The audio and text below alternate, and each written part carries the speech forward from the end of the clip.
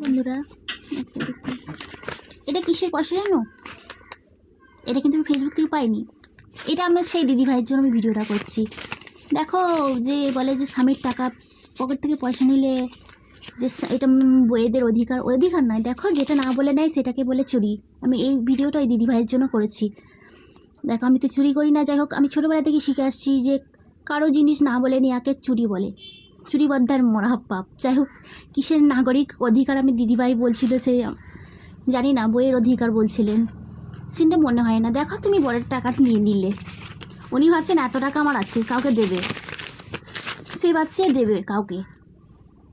হাড্ডার টাকাটা যখন বার করতে যাবে, দেখছি তিনি তো দেখেননি, পকেট থেকে যখন বার করতে হবে দেখবে, এ বাবা, এ কী হলো?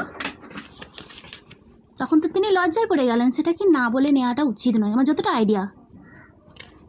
ওই জন্যে বলি দিদি ভাই, ওটা বইয়েদের অধিকার নয়। যাই হোক, তুমি ভুল ভিডিও বানিয়েছো, তার জন্য তোমাকে আমি শিক্ষা দেওয়ার জন্য তোমার ভিডিওটা আমি বানালাম। কিছু মনে করো না, আর কিছু ভুল করলে ক্ষমা করে দিয়ে, তোমারও আমি ছোটো বোনের মতন। ধন্যবাদ।